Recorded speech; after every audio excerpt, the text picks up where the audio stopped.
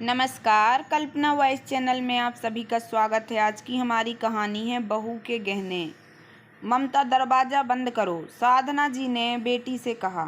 इस समय कमरे में साधना जी, उनकी बड़ी बेटी ममता, छोटी बेटी आरती, बेटा मोहित और उसकी नवविवाहिता पत्नी सुहानी उपस्थित है। 3 दिन पहले ही मोहित और सुहानी की शादी हुई है और आज उसकी छोटी बहन आरती की शादी है। घर में दो दो शादियां होने के कारण व्यस्तता बहुत ज़्यादा हो गई थी।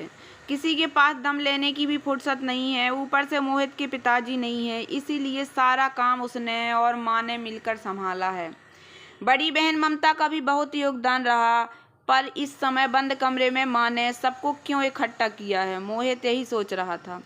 तभी साधना जी ने सुहानी का हाथ पकड़कर कहा, बेटी, अब तुम इस घर की बहू हो। इस घर की मान मर्यादा और इज्जत को बनाए रखना जितनी हमारी जिम्मेदारी है, उतनी ही अब तुम्हारी भी। मैं बहुत सोच समझकर यह बात तुमसे कहने जा रही हूँ। तुम भी सोच समझकर ही जवाब देना।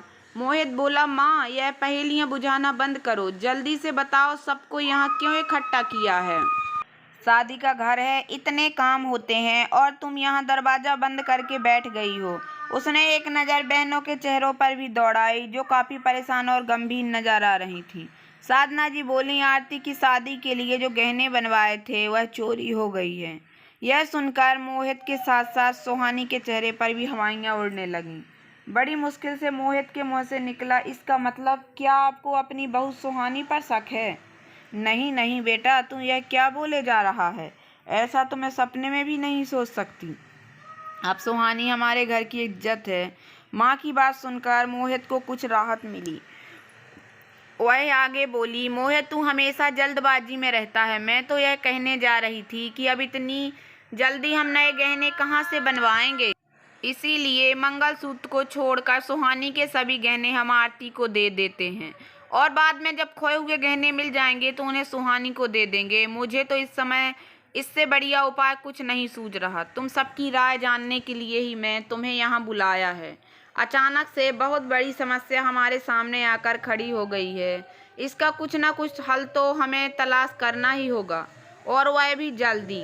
उन्होंने अपनी बात पर जोर देते हुए कहा। मोहित बोला, माँ, आप चिंता मत कीजिए, मैं अभी जाकर गहने चोरी होने की रिपोर्ट लिखवाता हूँ। देखना, जल्दी ही गहने मिल जाएंगे और इस तरह से हमें सुहानी के गहने लेने की ज़रूरत भी नहीं पड़ेगी। साधना जी बोली, बेटा, पहले मेरी पूरी बात तो सुन ले। इस समय घर में बहुत नाते रिश्तेदार हैं। अपनी तरफ से हमने सबका सामान देख लिया। हो सकता है गहने किसी बाहर वाले ने चोरी किए हों। ऐसे में पुलिस आई तो सभी को बहुत परेशानी होगी। गहने तो किसी एक ने चोरी किए हैं, उसके कारण हम सबकी इज्जत को ऐसे उछाल नहीं सकते। जितना तुम सोच रहे हो यह उतनी सहज बात नहीं है। थोड़ा शांति और धैर्य से इस समस्या का समाधान ढूंढने की कोशिश करो। सुहानी बड़े ध्यान से अपनी सास साधना जी की बातें सुन रही थी। वह बोली, माँ जी, आप क्या चाहती हैं? कुछ उपाय तो आपने जरूर सोचा है ना, तभी तो हम सबको यहाँ बुलाया है। साधना जी बोली, बहू, मुझे तुमसे इसी समझदारी की आशा थी। मैं चाहती हूँ शांतिपूर्वक यह शादी संपन्न हो जाए, उसके बाद हम सोचेंगे कि क्या करना है। बेटा, यहाँ सभी अपने हैं, मुझे किसी पर शक नहीं। गहनों का तो पता नहीं मिले या ना मिले, पर रिश्तेदार जरूर नाराज हो जाएंगे। पहले मान सम्मान के साथ शादी में बुलाया, उसके बाद चोरी का इल्जाम लगाकर हमें अपमानित किया। मैं यह सब बखेड़ा खड़ा नहीं करना चाहती। मैं चाहती हूँ मेरी बेटी की विदाई शांतिपूर्वक हो जाए। मोहित बोला, माँ, यह कैसी बातें कर रही हो? घर में इतना बड़ा नुकसान हो गया और तुम चाहती हो कि किसी को कुछ पता न चले? ऐसे तो चोर की हिम्मत और बढ़ेगी। हम किसी का अपमान नहीं करना चाहते, पर जो परिस्थितियाँ बनी हैं उसके अनुसार जो सही होगा वह तो करना ही होगा। हम छोटी को ऐसे कैसे विदा कर सकते हैं?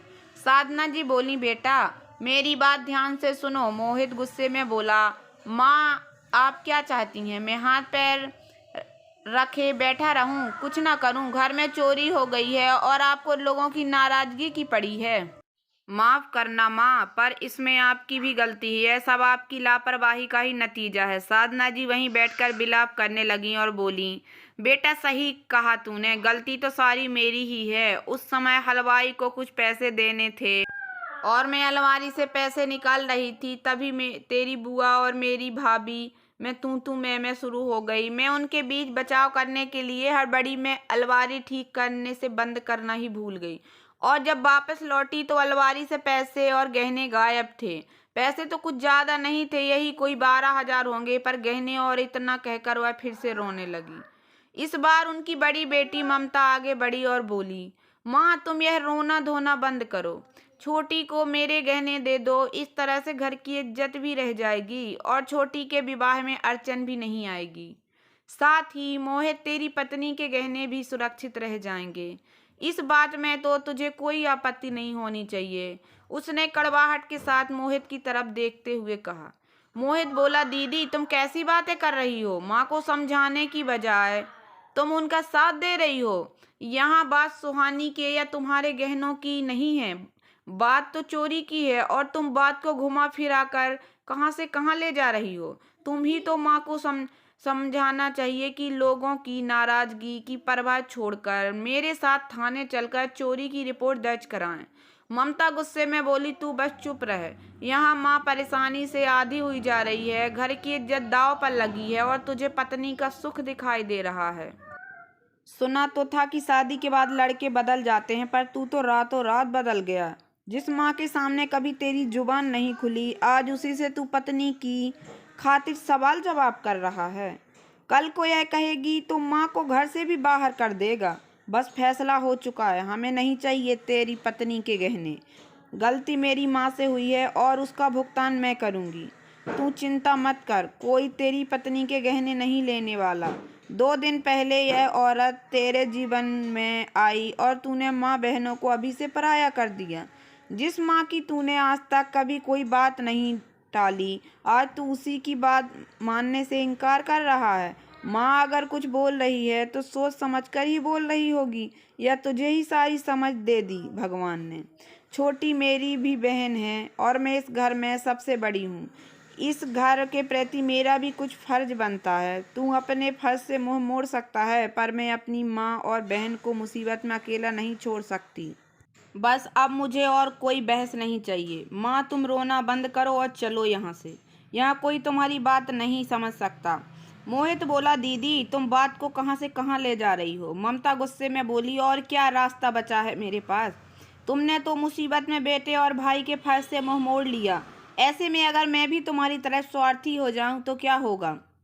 मेरी छोटी बहन का, उसका तो जीवन ही बर्बाद हो जाएगा। दोनों बहन भाई के बीच बहस बढ़ने लगी। मोहित बोला, दीदी ना तो मैं किसी का पक्ष ले रहा हूँ और ना ही किसी को दोष दे रहा हूँ, और स्वार्थ की बात ही कहाँ से आ गई? आपको नहीं लगता कि इस परिस्थिति में हमें सबसे पहले गहने चोरी होने की रिपोर्ट दर्ज करानी चाहिए? ममता बोली, जो तुम्हें जो करना है जाकर तुम करो, और मैं यहाँ अपना फर्ज निभाती हूँ। तभी सुहानी आगे बढ़ी और उसने साधना जी के हाथों को अपने हाथ में लेकर कहा, माँ जी आपको जो उचित लगे वह कीजिए। ऐसा कहकर एक एक करके उसने अपने सभी गहने उतारकर सास को दे दिए। मोहित उसे समझाना चाहता था, परंतु सुहानी ने उसे चुप रहने का इशारा किया। वह समझ रही थी कि अगर उसने इस समय बात नहीं संभाली तो बहन भाई के बीच यह तू मैं बढ़ती ही जाएगी और शादी के घर में बिना मतलब का तमाशा खड़ा हो जाएगा। इस समय घर की इज्जत से बढ़कर कुछ नहीं। मोहित ने भी परिस्थितियों के सामने हथियार डाल दिए। अपनी छोटी बेटी आरती की शादी में घर की इज्जत के नाम पर साधना जी ने बहू सुहानी के गहने तो ले लिए, पर ना ही कभी उन गहनों की चोरी की रिपोर्ट लिखवाई और ना ही कभी सुहानी के लिए दूसरे गहने बनवाए गए। जब कभी सुहानी साधना जी को उनका वादा याद दिलाने की कोशिश करती तो साधना जी उल्टा उसे ही छिड़क देती और कहती, बहू तुम सिर्फ अपने बारे में सोचती हो, कभी मोहित के बारे में भी सोच लिया करो। उसकी मामूली सी तनख्वाह में कहाँ से मैं तुम्हारे लिए गहने बनवा दूं? यहाँ घर चलना ही मुश्किल हो रहा है, ऊपर से 2-2 शादीशुदा लड़कियों का आना जाना लगा रहता है। अब इतने सारे खर्चे पूरे करूं या तुम्हारे लिए गहने बनवाऊं? वह तो धन्यवाद दो अपने स्वर्गवासी ससुर का, जिनकी जमा पूंजी और बीमे के पैसे से उस समय में 2-2 शादियां निपटा गई। नहीं तो मोहित के भरोसे रहती तो हो चुकी थी आरती की शादी। बाप नहीं था फिर भी बेटी की शादी में कोई कमी नहीं रहने दी। और तुम इकलौती होकर भी क्या लाई थी दहेज में? अरे तुम्हारे बाप से तो इतना भी नहीं हुआ कि कुछ नहीं तो कम से कम बेटी को घर गृहस्थी का सामान ही दे दूं। अरे अपने मुंह से कौन खुलकर दहेज मांगता है? सामने तो सभी मना ही करते हैं, पर यह अकल तो माँ बाप में होनी चाहिए ना, कि बेटी को खाली हाथ ससुराल ना भेजें। मोहित ने आदर्शवादी बनते हुए तुम्हारे पिता के सामने कह दिया कि मैं दहेज के साथ खिलाफ हूँ, इसलिए मैं दहेज में कुछ नहीं लूंगा। और तुम्हारे माता पिता की मनमानी मुराद पूरी हो गई। उन्होंने कुछ नहीं सोचा समझा और यूं ही तुम्हें 2 कपड़ों में लपेट कर यहाँ रवाना कर दिया। खैर छोड़ो, अब इन सब बातों में क्या रखा है। अगर तुझे गहने चाहिए तो अपने बाप से बोल, मेरा सर खाने की जरूरत नहीं है। वैसे भी उसने ऐसा क्या दिया था हमें जो मैं तुम्हें गहने बनवा कर दूं? तू तो ऐसे पीछे लगी है जैसे वह गहने तू अपने मायके से लाई थी। वह गहने मेरे पति की कमाई से बने थे। तेरे पति की उसमें चवन्नी भी नहीं लगी थी। आज सुहानी का सब्र भी जवाब दे गया और उसने कहा, माँ जी, अगर ऐसा ही था तो आपको लोगों के सामने दिखावा करने की जरूरत ही क्या थी? जब वह गहने आरती के लिए बने थे तो उसे ही दे देती। लोगों के सामने मुझे देने का नाटक क्यों किया? आपकी बातों से तो मुझे लग रहा है गहने चोरी होने की बात भी झूठी थी। यह तो सिर्फ एक चाल थी मुझसे गहने वापस लेने की। मानती हूँ मेरे पिताजी ने मुझे दहेज में कुछ नहीं दिया, पर वह आप लोगों की तरह झूठ और धोखेबाज नहीं है। कम से कम आप लोगों की तरह देकर वापस लेने का नाटक तो नहीं किया उन्होंने। हमने तो आपसे नहीं कहा था कि हमें गहने चाहिए। आपने ही लोगों के सामने अपनी झूठी शान और दिखावे के लिए वह गहने अपनी बहू को दिए थे और बाद में बंद कमरे में घर की इज्जत और चोरी की झूठी कहानी सुनाकर उन्हें हड़प लिया। बताइए, यही सच है ना? साधना जी भी तेज में आकर बोली, हाँ यही सच है। और बता, क्या कर लेगी तुम? मुझे घर से निकाल देगी? ऐसा करने की सपने में भी मत सोचना। यह घर मेरा है, तुझे यहाँ केवल काम करने के लिए लाया गया है, सर पर बैठने के लिए नहीं। आइंदा से अगर ज्यादा सवाल जवाब की तो बाहर का रास्ता दिखा दूंगी। और साधना जी पैर पटकते हुए कमरे से बाहर चली गईं। सुहानी को शक तो बहुत दिनों से था, पर आज अपनी सास के मुंह से सारी सच्चाई सुनकर उसे बहुत दुख हुआ। उसके मन में सास के लिए जो प्यार और सम्मान था वह खत्म हो गया। बात यहाँ सिर्फ गहनों की नहीं थी। सास और ननद ने मिलकर उसका विश्वास तोड़ा था।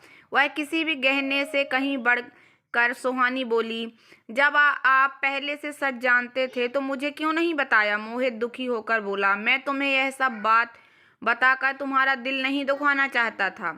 तुमने बहुत ही विश्वास के साथ घर की इज्जत के लिए उस समय अपने गहने उतार दिए थे।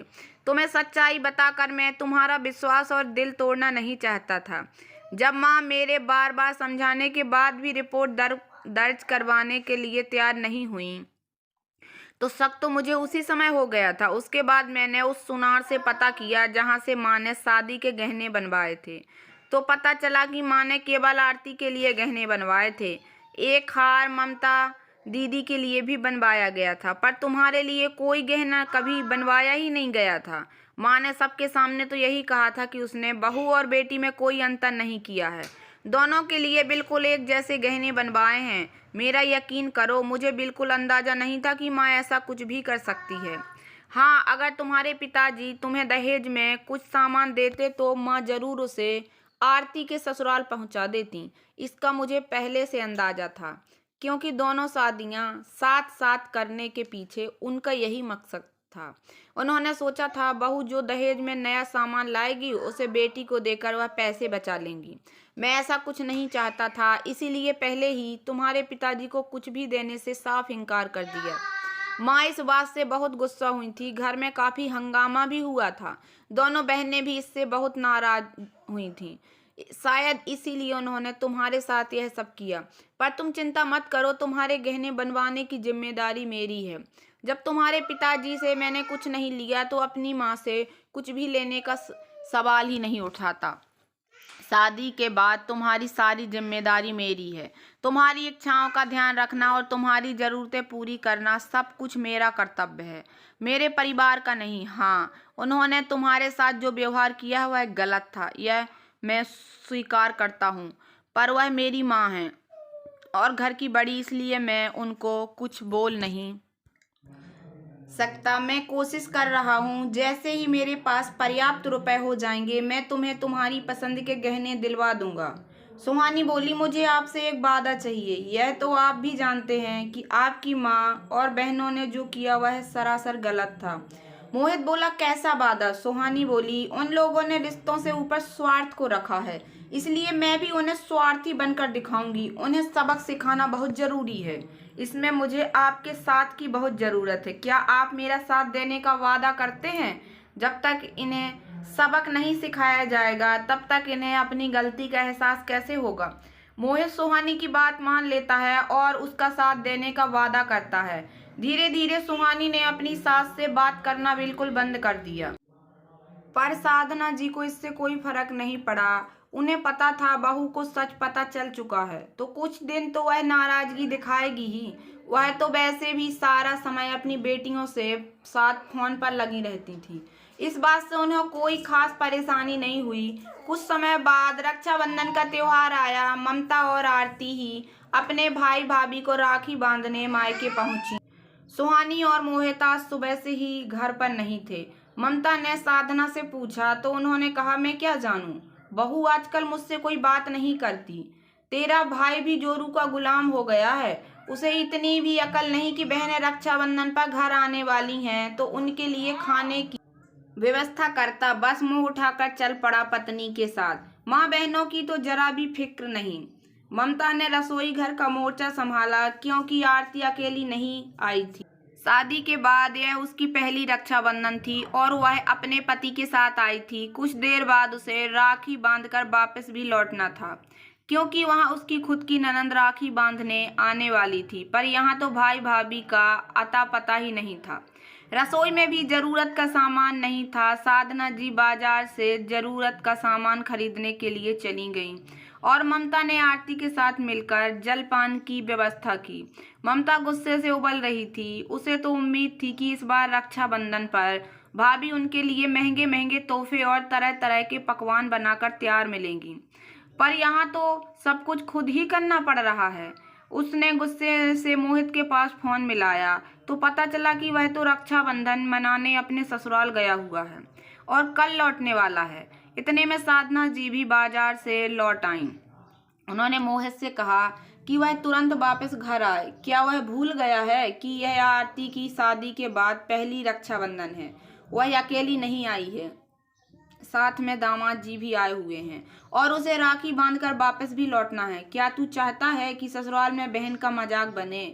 अगर तुझे ससुराल जाकर ही बैठना था तो मुझे पहले बता देता, मैं उन्हें आने से ही मना कर देती। अब जब वह जमाई जी के साथ यहाँ आ चुकी हैं तो बताओ, क्या ऐसी ही बिना राखी बांधे लौट जाएं?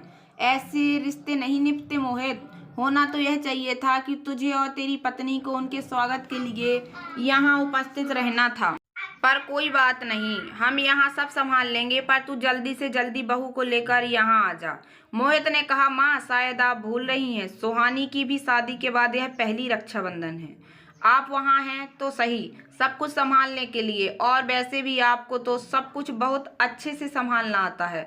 हम आज नहीं लौटेंगे, कल आएंगे। और इतना कहकर मोहित ने फोन कट कर दिया। ममता और आरती दोनों को ही बिना राखी बांधे वापस लौटना पड़ा।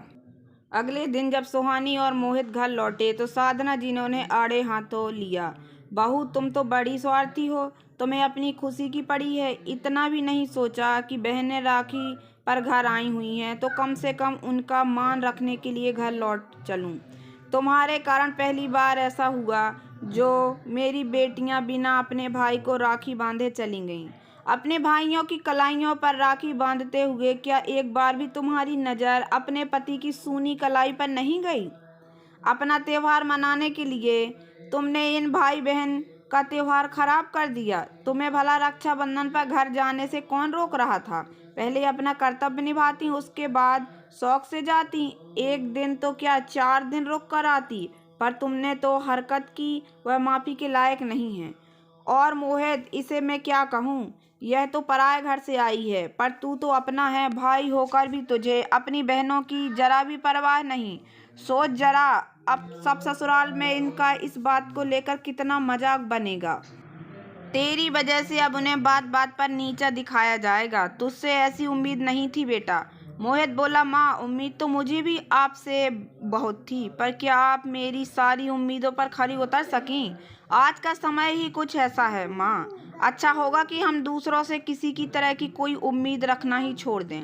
साधना जी उसके कहने का अभिप्राय समझ गईं। साधना जी बस बोले जा रही थीं, बहू, तुमने अपने जैसा ही स्वार्थी मेरे बेटे को भी बना दिया। त्योहार पर घर आई बहनें बिना राखी बांधे ही लौट गई। जानती हो यह कितनी बड़ी बात है। बहुत बढ़िया शिक्षा लेकर आई हो अपने घर से। अरे मेरे जीते जी यह हाल है, मेरे जाने के बाद तो तुम उनसे कैसे रिश्ते निभाओगी? सुहानी और मोहित उनकी बातों को अनसुना करके अपने कमरे में चले गए। रात को गुस्से में साधना जी ने खाना भी नहीं खाया, पर उन्हें कोई मनाने नहीं आया।